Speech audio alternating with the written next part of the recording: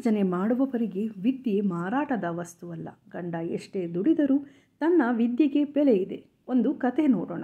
ಮುಂಜಾನೆಯ ಅಲಾರಾಂ ಸೌಂಡ್ಗೆ ಧಡಕ್ಕನೆ ಎದ್ದಳು ಪ್ರಿಯಾ. ಇನ್ನೂ ನೀನು ಕೆಲಸ ಮಾಡುವ ಅಗತ್ಯ ಇಲ್ಲ ಎಂದು ಅವಳ ಗಂಡ ಪ್ರೀತಮ್ ರಾತ್ರಿ ಅವಳ ಬಳಿ ಹೇಳಿದ್ದ. ಮಗುವನ್ನು ನೋಡಿಕೊಂಡು ಮನೆಯಲ್ಲಿ ಇರಬೇಕಾಗಿ ಅವಳಿಗೆ ಸೂಚಿಸಿದ್ದ.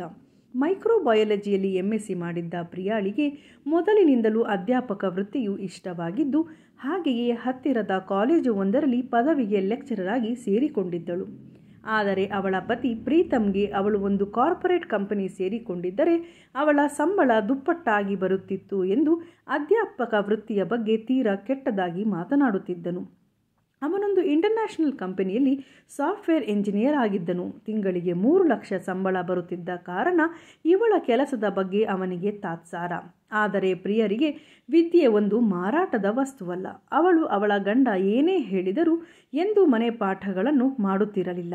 ಕಾಲೇಜಿನಲ್ಲಿ ವಿದ್ಯಾರ್ಥಿಗಳಿಗೆ ಶ್ರದ್ಧೆ ವಹಿಸಿ ಉತ್ತಮ ಪಾಠಗಳನ್ನು ಮಾಡುತ್ತಿದ್ದಳು. ಹಾಗಾಗಿ ಯಾವ ವಿದ್ಯಾರ್ಥಿಯೂ ಇವಳ ಸಬ್ಜೆಕ್ಟ್ನಲ್ಲಿ ಅನುತ್ತೀರ್ಣರಾಗದೆ ಉತ್ತಮ ಅಂಕಗಳೊಂದಿಗೆ ಒಳ್ಳೆಯ ಕೆಲಸದಲ್ಲಿ ಇದ್ದರು ಹಾಗೂ ಇವಳ ಬಗ್ಗೆ ಒಂದು ಪೂಜನೆಯ ಭಾವನೆಯನ್ನು ಹೊಂದಿದ್ದರು. ಹಣವೇ ಜೀವನ ಎಂದು ತಿಳಿದಿದ್ದ ಪ್ರೀತಮ್ಗೆ ವಿದ್ಯೆಯಾಗಲಿ ಅದಕ್ಕಿರುವ ಬೆಲೆಯಾಗಲಿ ಅರ್ಥವಾಗುತ್ತಿರಲಿಲ್ಲ. ಇವಳು ದಿನದಿಂದ ದಿನಕ್ಕೆ ಗಳಿಸುತ್ತಿರುವ ಜನಪ್ರಿಯತೆ ಅವನಿಗೆ ಸಹ್ಯವಾಗಿರಲಿಲ್ಲ. ಅನಾವಶ್ಯಕವಾಗಿ ಏನಾದರೂ ನೆಪವಾಡಿ ಜಗಳವಾಡುತ್ತಿದ್ದ. ಇವಳು ತನ್ನನ್ನು ಹಣಕ್ಕೋಸ್ಕರ ಮದುವೆಯಾಗಿರುವುದು ತನ್ನನ್ನು ಸರಿಯಾಗಿ ನೋಡಿಕೊಳ್ಳುತ್ತಿರಲಿಲ್ಲ ಎಂದು ತನ್ನ ತಂದೆ ತಾಯಿಯರ ಹತ್ತಿರ ನೆಂಟರ ಬಳಿ ಹೇಳಿಕೊಳ್ಳುತ್ತಿದ್ದ. ನಿನ್ನೆ ಜಗಳ ವಿಪರೀತಕ್ಕೆ ಹೋಗಿ ನಾಳೆಯಿಂದ ಅವನು ಪ್ರಿಯಳಿಗೆ ಇನ್ನು ಮುಂದೆ ಕೆಲಸಕ್ಕೆ ಹೋಗಬಾರದೆಂದು ತಾಕೀತು ಮಾಡಿದ್ದ.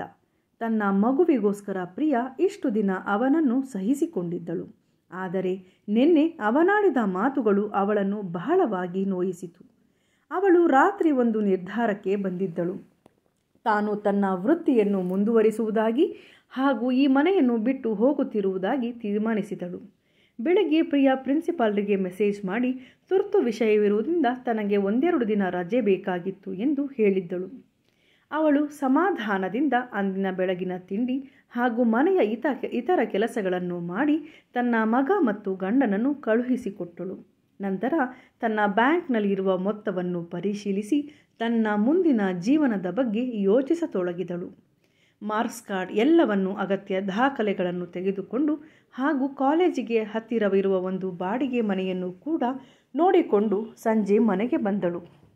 ಪ್ರೀತಮ್ಗೆ ತನ್ನ ಜೋರು ಮಾತಿಗೆ ಹೆಂಡತಿ ಬಗ್ಗಿದುದರ ಬಗ್ಗೆ ಒಳಗೊಳಗೆ ಖುಷಿಯಾಯಿತು ಹಾಗೂ ಅವನು ಅವಳನ್ನು ಕೇಳಿದಳು, ನಿನ್ನ ಕೆಲಸಕ್ಕೆ ರಾಜೀನಾಮೆ ಕೊಟ್ಟ ಎಂದು. ಆದರೆ ಪ್ರಿಯಾ ಶಾಂತ ರೀತಿಯಲ್ಲಿ ಅವನಿಗೆ ಒಂದು ಕಪ್ ಕಾಫಿಯನ್ನು ಕೊಟ್ಟು ತಾನು ಕಾಫಿ ಕುಡಿಯುತ್ತಾ, ಇಲ್ಲ, ರಾಜೀನಾಮೆ ಕೊಟ್ಟಿಲ್ಲ, ಅದರ ಅಗತ್ಯವೂ ನನಗಿಲ್ಲ. ನನ್ನ ವೃತ್ತಿಯ ಬಗ್ಗೆ ನಿಮಗಿರುವ ತಾತ್ಸಾರವನ್ನು ನಾನು ಇಷ್ಟು ವರ್ಷ ಸಹಿಸಿಕೊಂಡಿದ್ದೆ. ನನ್ನ ವಿದ್ಯೆಗೆ ನಿಮ್ಮ ಕಾರ್ಪೊರೇಟ್ ಕಂಪನಿಯಲ್ಲಿ ಇರುವ ಬೆಲೆ ನನಗೆ ಗೊತ್ತು. ಆದರೆ ನಾನು ಈ ವೃತ್ತಿಯನ್ನು ಆರಿಸಿಕೊಂಡಿದ್ದೆ ವಿದ್ಯಾರ್ಥಿಗಳಿಗೆ ಬೋಧನೆಯನ್ನು ಮಾಡುತ್ತಾ ಅವರ ಸರ್ವಾಂಗೀಣ ಬೆಳವಣಿಗೆಗೆ ಸಹಾಯ ಮಾಡೋಣ, ಸಮಾಜಕ್ಕೆ ಒಳಿತಾಗಲಿ ಎಂದು. ಹಾಗಾಗಿ ನಾನು ನನ್ನ ವೃತ್ತಿಯನ್ನು ಮುಂದುವರಿಸುತ್ತೇನೆ ಎಂದು ಹೇಳಿದಳು. ಇದರಿಂದ ಕುಪಿತನಾದ ಪ್ರೀತಮ್ ತನ್ನ ಕೈಲಿದ್ದ ಕಾಫಿ ಕಪ್ಪನ್ನು ಬಿಸಾಕಿ ಹೇಳಿದನು, ಇದರ ಪರಿಣಾಮ ಚೆನ್ನಾಗಿರುವುದಿಲ್ಲ. ನಿನ್ನ ವೃತ್ತಿ ಹಾಗೂ ಈ ಮನೆ ಎರಡರಲ್ಲಿ ಒಂದನ್ನು ಆಯ್ಕೆ ಮಾಡಿಕೊಳ್ಳಲೇಬೇಕು ಎಂದು ಹೇಳಿದನು. ತನ್ನ ಕೊನೆಯ ಗುಟುಕು ಕಾಫಿಯನ್ನು ಕುಡಿಯುತ್ತಾ ಪ್ರಿಯಾ ಹೇಳಿದಳು, ನಾನು ನನ್ನ ವೃತ್ತಿಯನ್ನೇ ಆಯ್ಕೆ ಮಾಡಿಕೊಳ್ಳುತ್ತೇನೆ ಹಾಗೂ ಈ ಮನೆಯಿಂದ ನಾನು ಹೊರಡುತ್ತೇನೆ ಎಂದು ಹೇಳಿದಳು. ಈ ಉತ್ತರವನ್ನು ನಿರೀಕ್ಷಿಸಿರದ ಪ್ರೀತಮನ ಮುಖ ಕಪ್ಪಿಟ್ಟಿತು. ಒಳಗೆ ಹೋಗಿ ಬಂದ ಪ್ರಿಯಾ ತನ್ನೆಲ್ಲ ಬಟ್ಟೆ ಬರೆಗಳನ್ನು ಹಾಗೂ ಮಗುವಿನ ಬಟ್ಟೆ ಎಲ್ಲವನ್ನು ಪ್ಯಾಕ್ ಮಾಡಿ ಸೂಟ್ಕೇಸನ್ನು ಹೊರಗಿಟ್ಟಳು. ಅವಳು ಪ್ರೀತಮ್ಗೆ ಹೇಳಿದಳು, ಎಷ್ಟು ವರ್ಷ ನಿಮ್ಮ ತಾತ್ಸಾರ ಎಲ್ಲವನ್ನು ಸಹಿಸಿಕೊಂಡೆ, ಇನ್ನು ಮುಂದೆ ಸಾಧ್ಯವಿಲ್ಲ. ನನಗೆ ನನ್ನ ವೃತ್ತಿಯೇ ಮೊದಲ ಆಯ್ಕೆ ಎಂದು ಹೇಳಿದಳು. ಈ ಸಮಯಕ್ಕೆ ಸರಿಯಾಗಿ ಪ್ರೀತಮ್ನ ತಂದೆ ತಾಯಿಗಳು ಕೂಡ ಬಂದರು. ತಂದೆ ತಾಯಿಗಳು ಇಷ್ಟು ಬೇಗ ಮೈಸೂರಿನಿಂದ ಬೆಂಗಳೂರಿಗೆ ಬಂದಿದ್ದು ಆಶ್ಚರ್ಯವಾಯಿತು. ನಂತರ ಅವರ ತಾಯಿ ಹೇಳಿದರು, ನಿನ್ನ ವರ್ತನೆ ಎಲ್ಲದರ ಬಗ್ಗೆ ಪ್ರಿಯಾ ಹೇಳಿದ್ದಳು. ಇಷ್ಟು ವರ್ಷ ನಾನು ಅವಳನ್ನು ನನ್ನ ಮಗ ಸರಿ ಹೋಗುತ್ತಾನೆ, ತಾಳ್ಮೆಯಿಂದ ತಿದ್ದಮ್ಮ ಎಂದು ಹೇಳುತ್ತಿದ್ದೆ. ಆದರೆ ನಿನ್ನ ಈ ವರ್ತನೆ ಬದಲಾಗಲೇ ಇಲ್ಲ. ನಾವು ಕೂಡ ಅವಳ ನಿರ್ಧಾರಕ್ಕೆ ಬೆಂಬಲಿಸುತ್ತಿದ್ದೇವೆ.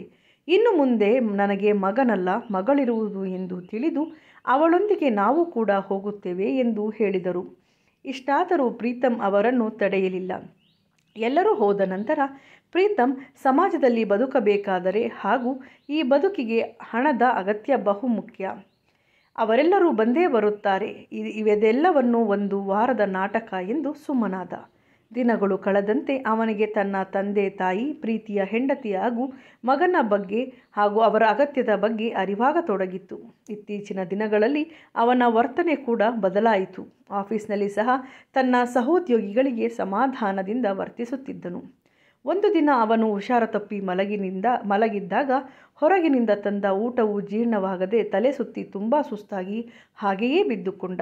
ಅವನತ್ತಿರ ಎಷ್ಟೇ ಹಣವಿದ್ದರೂ ಪ್ರೀತಿಸಿದವರು ಮಾತ್ರ ನಮ್ಮ ಕೈ ಹಿಡಿಯುವುದು ಎಂಬುದರ ಸತ್ಯ ಅರಿವಾಯಿತು. ನಂತರ ಪ್ರಿಯಾಳಿಗೆ ಕಾಲ್ ಮಾಡಿ ತನ್ನ ತಪ್ಪಿನ ಬಗ್ಗೆ ಕ್ಷಮೆ ಕೇಳಿದ್ದ.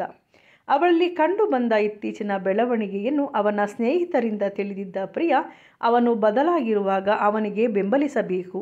ಈಗ ತಾನು ಅವನಿಂದ ದೂರವಾದರೆ ಅವನು ಮತ್ತೆ ಮುಂಚಿನ ಹಾಗೆ ಆಗುತ್ತಾನೆ ಎಂದು ಅವರ ಅತ್ತೆ, ಮಾವ ಮತ್ತು ಮಗುವನ್ನು ಕರೆದುಕೊಂಡು ಮನೆಗೆ ಬಂದಳು. ಪ್ರೀತಮ್ ತಂದೆ ತಾಯಿಯರ ಕಾಲಿಗೆ ಬಿದ್ದು ಕ್ಷಮೆಯಾಚಿಸಿದನು. ಹೆಂಡತಿಯ ಕೈ ಹಿಡಿದು ಕಣ್ಣೀರು ಹಾಕಿದನು. ಬದಲಾದ ಮಗನನ್ನು ನೋಡಿ ತಂದೆ ತಾಯಿಗಳು ಖುಷಿಪಟ್ಟರು. ಮುಂದೆ ಪ್ರೀತಮ್ ಪ್ರಿಯಾ ಸುಖ ಸಂಸಾರವನ್ನು ನಡೆಸಿದರು. ಕೃಷ್ಣಾರ್ಪಣಮಸ್ತು. ಸ್ನೇಹಿತರೆ, ಹಣಕ್ಕಿಂತ ವಿದ್ಯೆ ಮೇಲು. ಯಾವ ಕೆಲಸವೂ ಕೀಳಲ್ಲ, ಯಾವ ಕೆಲಸವೂ ಮೇಲಲ್ಲ. ಪ್ರತಿಯೊಂದು ಕೆಲಸಕ್ಕೆ ಅದರದೇ ಆದ ಗೌರವವಿದೆ. ಶುಭವಾಗಲಿ. ದಯಮಾಡಿ ನಮ್ಮ ಚಾನಲ್ನನ್ನು ಸಬ್ಸ್ಕ್ರೈಬ್ ಮಾಡಿ, ಲೈಕ್ ಮತ್ತು ಶೇರ್ ಮಾಡಿ. ಮುಂದೆ ಹೊಸ ರೀತಿಯ ಪ್ರಯೋಗಗಳನ್ನು, ಹೊಸ ರೀತಿಯ ಕಥೆಗಳನ್ನು ನೀವು ಕೇಳಬಹುದು. ನಿಮ್ಮ ಬೆಂಬಲಕ್ಕೆ ನಾವು ಚಿರಋಣಿಗಳು. ಶುಭವಾಗಲಿ.